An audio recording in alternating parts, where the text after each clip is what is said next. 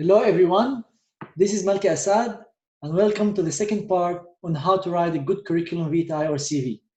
In the first part, we covered the personal information, medical education, and research, and you can find that in my YouTube channel. In the second part, we'll go over the certificates, educational courses, volunteering, work experiences, and hobbies and interests. So let's get started. I will start by talking about certifications or licensures. These are any course that you did and you had the actual certificate from. We'll talk about educational courses now. If you have any educational courses that you listed under that category, I don't recommend mentioning the certificates here. So let's say you did an educational course and you got the certificate from, I recommend keeping it either in the certificates or the educational courses. For the bigger stuff like your license in your country, or you did something like advanced cardiac life support or advanced trauma life support and you have a certificate from that, or you did a master degree or PhD, this would go here. If you have an online course that is much smaller, it was shorter period of time, I might include it under the educational courses. So here again, anything that you're licensed or have certificates from, and include the dates and the name of the certificate that you have. Next, educational courses, and there is so much controversy about what can I include here, and any educational courses can fit here or specific ones. I would recommend including the ones that are related to your education.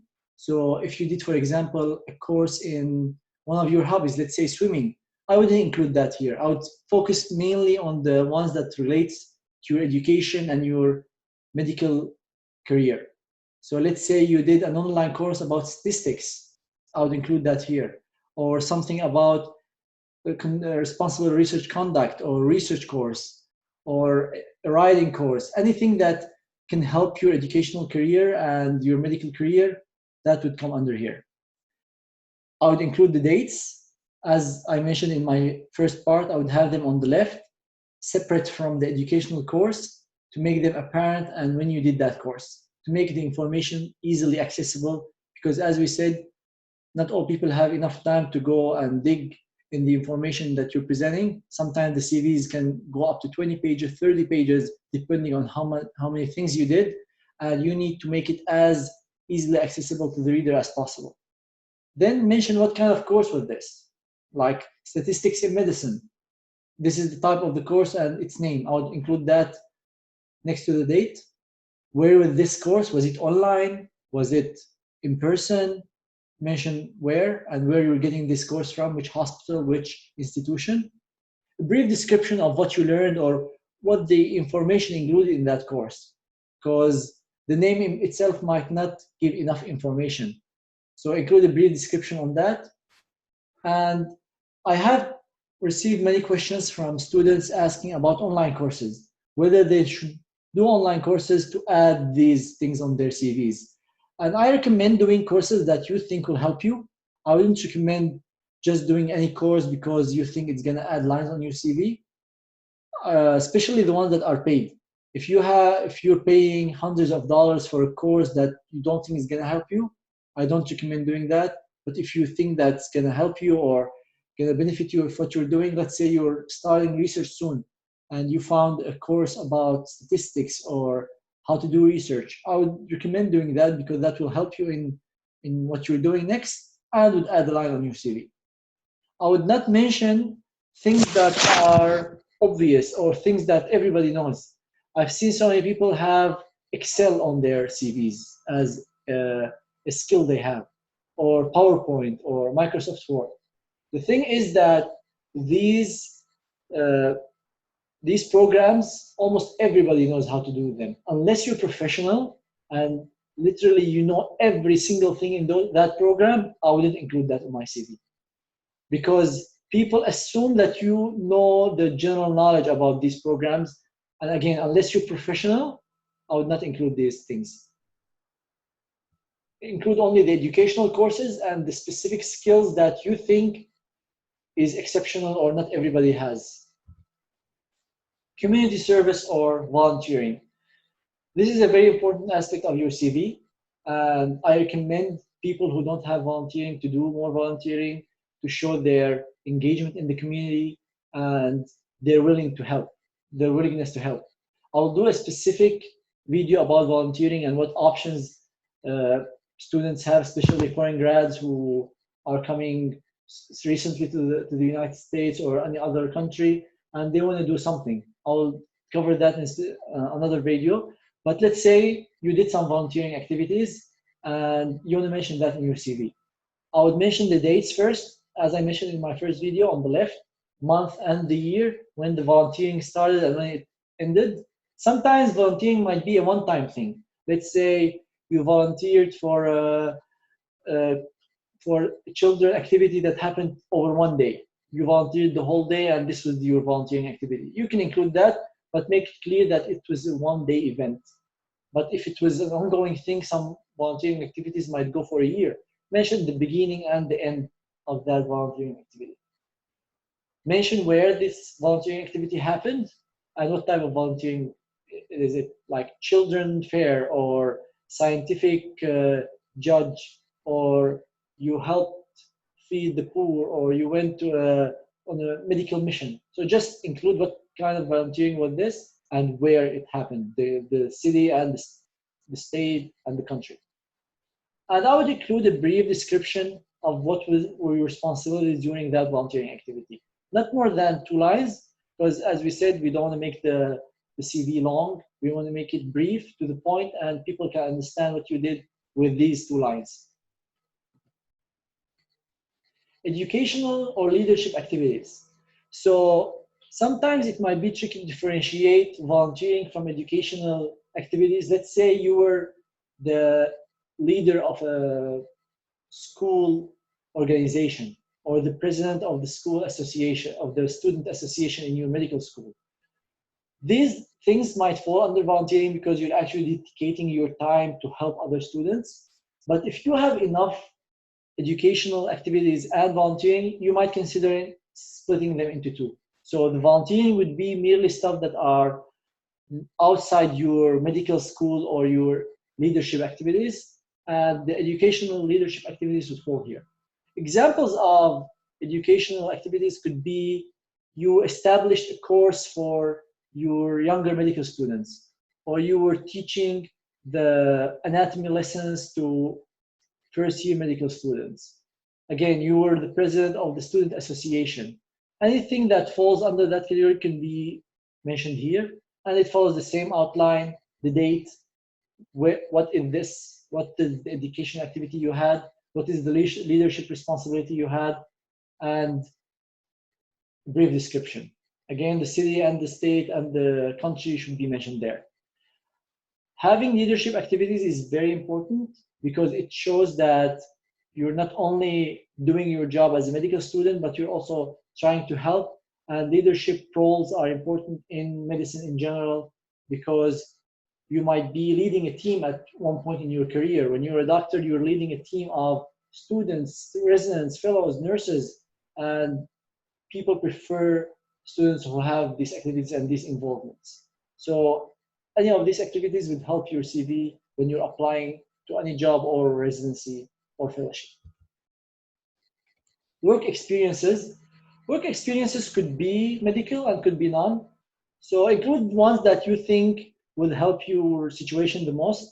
For example, you were working outside the country of interest for residency and you were a resident there. This would fall under here. So let's say you graduated from your medical school, for a medical school, and you worked as a resident for 2 or 3 years, or you finished your whole residency, you would mention your work experience here. Research can fall under work experience, but I recommend if you have significant research experience, I would recommend including it in the research experience as I mentioned in my first video.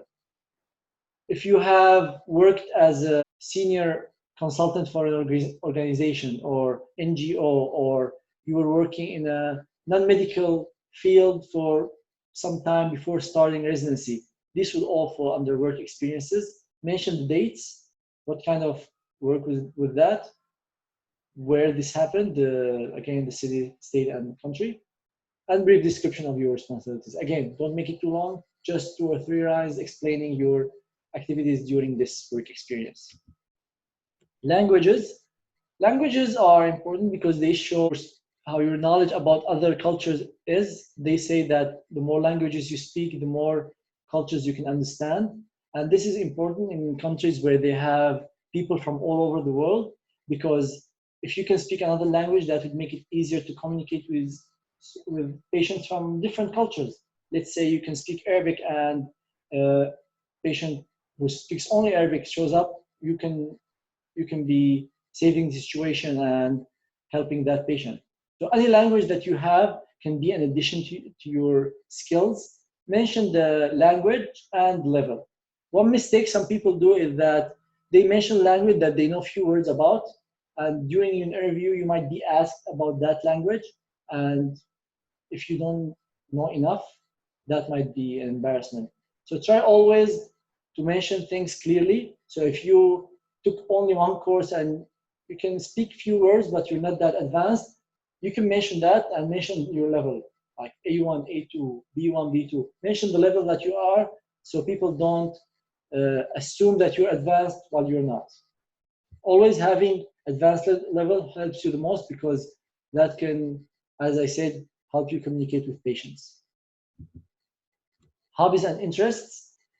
If you have any hobbies or interests, that would fall here. Any medal that you got, any award that you got that relates to your hobbies and interests would show here, and it helps you a lot to show these experiences and activities outside your medicine, outside your medical field, because it shows how of an overall person you are, not only in medicine but in life in general. So I highly recommend including these things in your CV, especially if you're a professional basketball player, for example, or musician, or you started a band, or you paint regularly. I would mention that and mention any awards that you received related to your hobbies and interests. And these things can be also mentioned in your personal statement, tying medicine to your hobbies and interests, and it can be highlighted here. These are general points I want to mention and talk about. Some people prefer to mention references in their CV, which are people who they worked with you a lot and they can give good words about you, or actually good reference and knowledge about you if somebody called. So let's say you're applying for a research position or residency and somebody want to know more about you. So they call that doctor that you referenced in your CV. So you mention their name, their email address, their phone, and definitely make sure to let them know in advance. Because imagine you mention somebody in your CV and they receive a call about you and they have no idea why they're receiving that call. So make sure that you let these people know in advance that you've included them on your CV. And if somebody want to know more about you or have ask somebody who's known in the field, they can call and ask about you.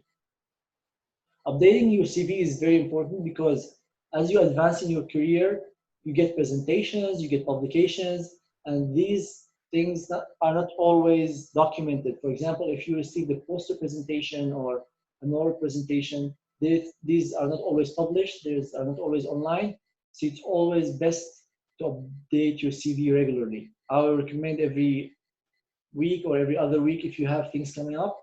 If not, maybe every month. So whenever you have something coming up, add it on your CV. Don't wait a whole year before you update your CV. I've seen so many people mention personality traits in their CV, and this is an example. Some people mention, I'm kind, I'm responsible, respectful person. I pride myself on my problem-solving activities or skills. I don't think these fit in your CV. Personality traits and how good you are in a specific area, I would recommend including that in your personal statement, not in your CV. So definitely take these things out because they are not as helpful as the other things. And this is not the best place to mention these personality traits. Residency interest. Some people mention why they're interested in internal medicine. Again, I don't think that residency interests go in your CV. it's recommended to have them in your personal statement, not here.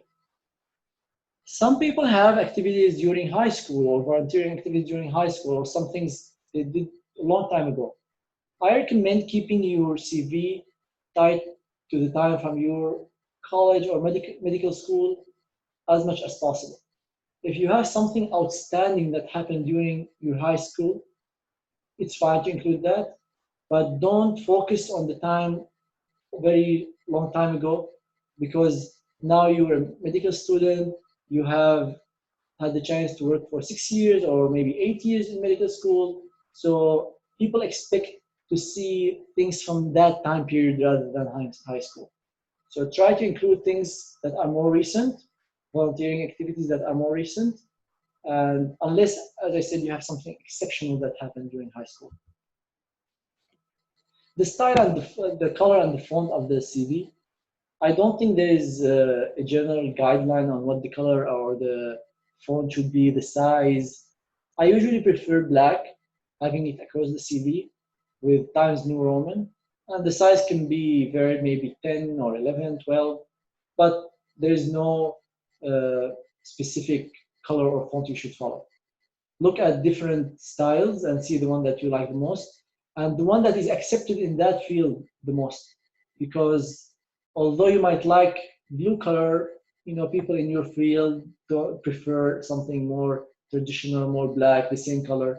So just ask residents, attendings, program directors, what is the best. And the safest is always to make it black, the same font across the CV, and the same color. But again, it goes to each person's preference. That brings us to the end of our two parts on how to write a good curriculum vitae or CV. I hope you enjoyed these two parts and two episodes. If you like it, subscribe to my channel and follow me on Instagram and Twitter at Malki Assad. Thank you so much for watching and see you in future episodes.